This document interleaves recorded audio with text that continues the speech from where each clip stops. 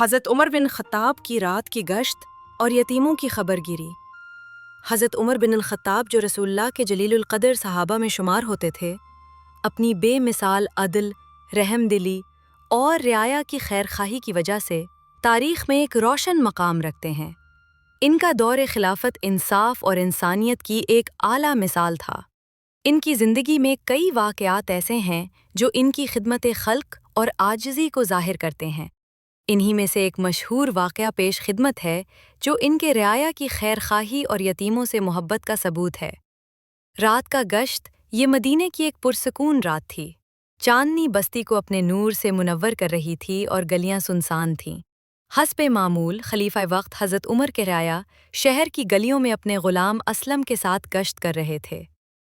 ان کے دل میں اللہ کا خوف اور رعایا کے حق میں جواب دہی کا شدید احساس موجزن تھا۔ اسی گشت کے دوران شہر کے کنارے سے بچوں کے رونے کی آواز سنائی دی۔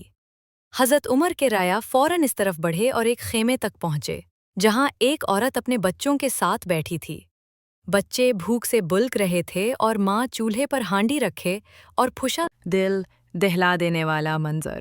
حضرت عمر رضی اللہ عنہ نے سلام کیا اور نرمی سے پوچھا، اے اللہ کی بندی، یہ بچے کیوں رو رہے ہیں اور ہانڈی میں کیا پکا رہی ہو؟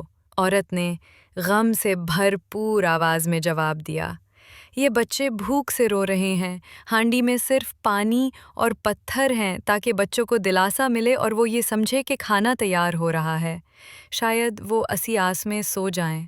یہ سن کر حضرت عمر رضی اللہ عنہ کا دل کرب سے بھر گیا۔ انہوں نے مزید پوچھا، ان بچوں کا باپ کہاں ہے؟ عورت نے مایوسی اور شکوے بھرے لہجے میں کہا، وہ فوت ہو چکا ہے اور ہمیں عمر نے بے سہارا چھوڑ رکھا ہے، وہ ہماری خبر نہیں لیتا۔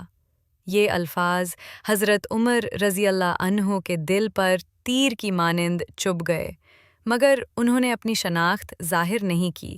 اسلم سے فرمایا، چلو بیت المال چلتے ہیں۔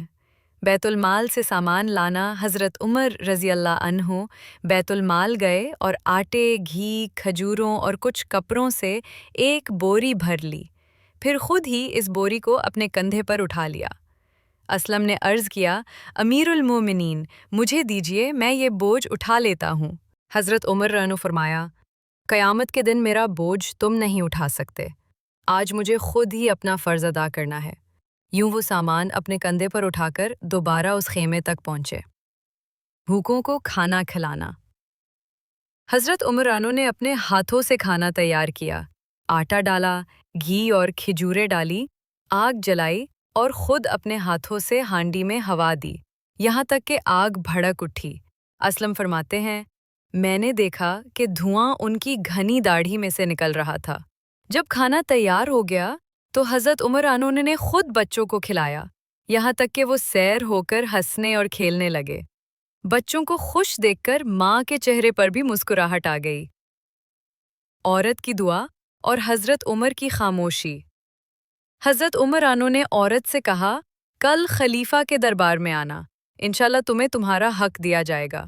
عورت جو اب تک انہیں پہچان نہ سکی تھی بولی، اللہ تمہیں جزائے خیر دے، تم عمر سے بہت بہتر ہو، وہ تو ہم پر رحم نہیں کرتا۔ حضرت عمر رضی فرمایا، قیامت کے دن میرا بوجھ تم نہیں اٹھا سکتے، آج مجھے خود ہی اپنا فرض ادا کرنا ہے۔ یوں وہ سامان اپنے کندھے پر اٹھا کر دوبارہ اس خیمے تک پہنچے۔ بھوکوں کو کھانا کھلانا۔ حضرت عمرانو نے اپنے ہاتھوں سے کھانا تیار کیا، آٹا ڈالا، گھی اور کھجوریں ڈالی، آگ جلائی اور خود اپنے ہاتھوں سے ہانڈی میں ہوا دی، یہاں تک کہ آگ بھڑک اٹھی۔ اسلم فرماتے ہیں، میں نے دیکھا کہ دھواں ان کی گھنی داڑھی میں سے نکل رہا تھا۔ جب کھانا تیار ہو گیا تو حضرت عمرانو نے خود بچوں کو کھلایا، یہاں تک کہ وہ سیر ہو کر ہنسنے اور کھیلنے لگے۔ بچوں کو خوش دیکھ کر ماں کے چہرے پر بھی مسکراہٹ آ گئی۔ عورت کی دعا اور حضرت عمر کی خاموشی۔ حضرت عمرانو نے عورت سے کہا، کل خلیفہ کے دربار میں آنا، انشاءاللہ تمہیں تمہارا حق دیا جائے گا۔ عورت جو اب تک انہیں پہچان نہ سکی تھی بولی، اللہ تمہیں جزائے خیر دے، تم عمر سے بہت بہتر ہو، وہ تو ہم پر رحم نہیں کرتا۔